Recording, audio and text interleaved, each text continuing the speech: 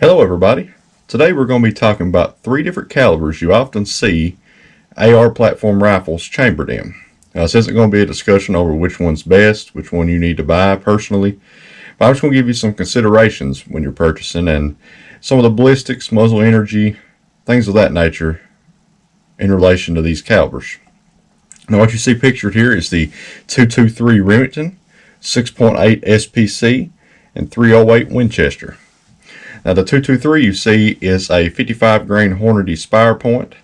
The 6.8 you see is a 6.8 Hornady Customs, 120 grain SST, and the 308 you see is a 165 grain interlock in Hornady's American Whitetail line. Starting with the 55 grain Hornady, some of the ballistics on it are at the muzzle. You have a velocity of 3,240 feet per second with 1,282 foot-pounds with a 55 grain bullet.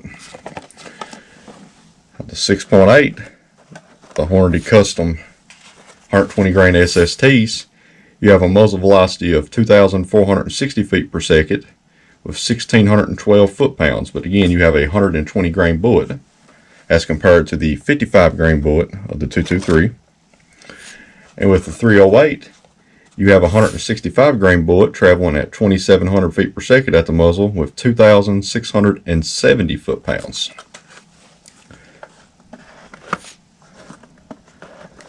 I'll give you a visual comparison of some of the calibers side by side.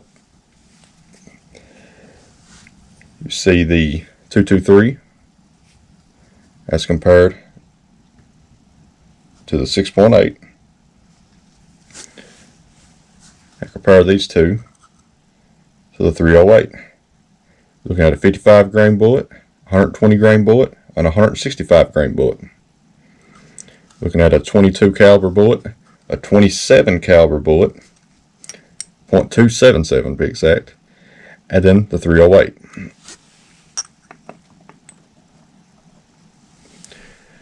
All three of these rounds are effective deer rounds.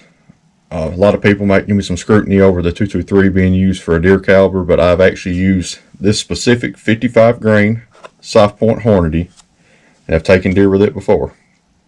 I know there's probably better bullet weights and types of bullets for the 223 for deer hunting, but I've had successful hunts with the 223 55 grains soft points.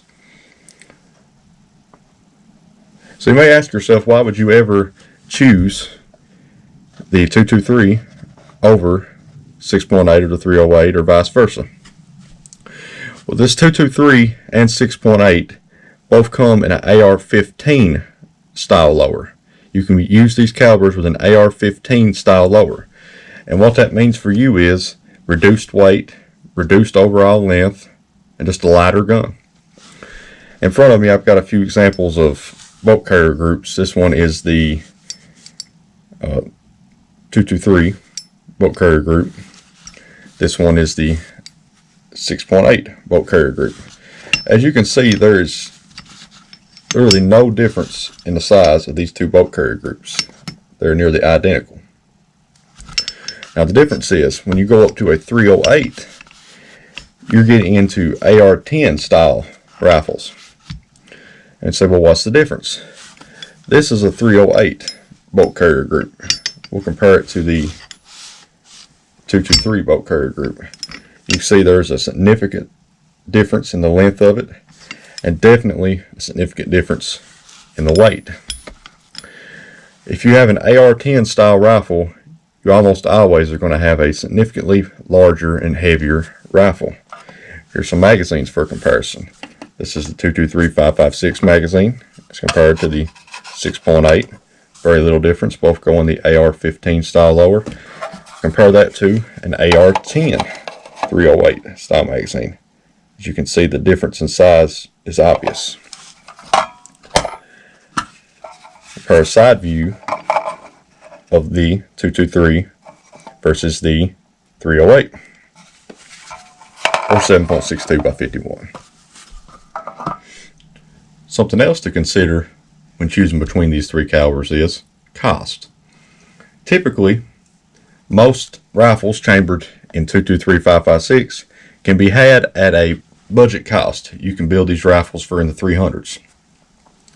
You start getting into these 6.8s and 308s, it's hard to get a rifle under $600, and that's still a very budget 6.8 or 308 AR.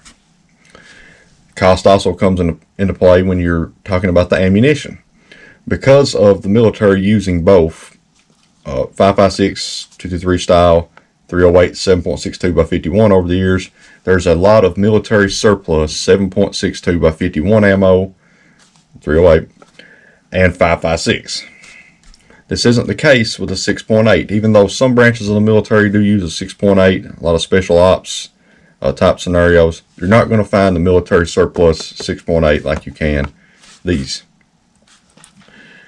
As far as plinking ammo, you can buy 223 full metal jacket ammo for as low as $4 for a box of 20. When you start getting into the 6.8, it's really hard to find ammo at less than 50 cents a shot. In the 308, it's hard to find ammo less than 50 cents a shot. And if you get into hunting ammo, you're looking at $1 a shot for either. Unless, of course, you reload. I actually personally reload these 308s at around 50 cents a shot if I have my own brass. Another visual representation for you for the size of these different calibers. Sometimes it's hard to tell when it's actually inside the cartridge, but here's an example of the exact same 55 grain bullet that's in this Hornady Spire Point. Compare that to a 150 grain 308 Hornady Interlock. Or if you want an even greater difference in size, the Hornady 308 EODX in 178 grain.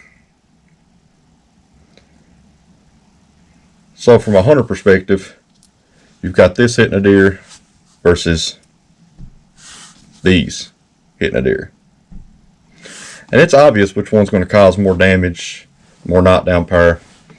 I'll actually show you an example of the 178 grain EODX, some of the hand loads I do. I'm using Varget powder. Great shooting, sub MOA type stuff. Again, some more considerations. When you're going from the 223 to the 6.8 in these particular grain weight and particular loads, you're going from 3,240 feet per second on this 55 grain bullet to 2,460 feet per second with this 6.8. So you're thinking, well, you're losing a lot of velocity. Well, here you have a 27 grain or 27 caliber 120 grain bullet. Here you have a 22 caliber 55 grain bullet. And when you go from here to here, you're picking up, this is 1,612 foot-pounds versus 1,282 foot-pounds. So you're getting a little more knockdown power. And then you have this consideration when you're going from here to here. You're going from the 2,460 feet per second at the muzzle, 1,612 foot-pounds, and you're jumping up to 2,700 feet per second, so you get more velocity, and your foot-pounds jump substantially. You go from 1,612 foot-pounds to 2,670 foot-pounds. But again, you have this difference in weight. So both of these guns can be had in a lighter weight gun. Here you're going to have to go to the AR10 style. I'll show you an example of what those lowers look like. So right off the bat, you can see the difference in the AR15 style lower and the AR10 style lower. The magazine well is significantly larger to accept the larger cartridges. This adds a significant amount of weight on the gun. Give you another view of that. You can see significantly more metal. And at the same time, when you go from this 223 22 caliber barrel up to a 30 caliber barrel, you're getting a lot bigger barrel. A lot more weight there. So it's easy to see where the extra weight and extra size come in when switching from an AR-15 to the 308.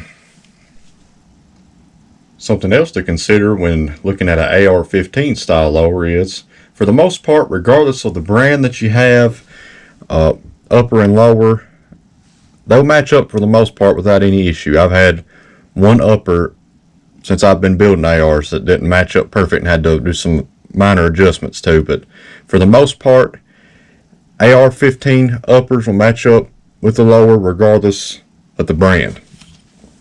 Now the same can't be said in regards to AR-10 style lowers. This one in particular here is the Palmetto State Armory PA-10 AR-10.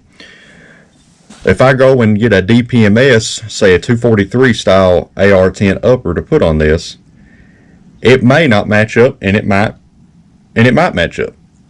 And the same can be said if I even go to Palmetto and get another AR-10 style upper. A lot of times the lowers in these AR-10s are made for specific uppers. So that's something to consider when you're building an AR or getting into ARs for the first time. If you go with one of these AR-10 style lowers, you're probably going to be stuck with whatever brand lower you got to match up with that same brand in an upper. Whereas if you go with an AR-15 style, you have pretty open reign to choose whatever brand you wish for the upper and whatever brand you wish for the lower, for the most part. Well, I hope you found this video useful, and if you like this video and you want to see more videos like it, just hit like and subscribe. And if you enjoyed the music on this video, be sure to go over to Blake Jackson Recordings and check out some of the music he does on his channel. All the music you hear on this channel is provided by Blake Jackson Recording, and we really appreciate him for that. Go over and check him out. He's got a lot of good stuff on his channel. I'll put the link in the description. We'll see you next time.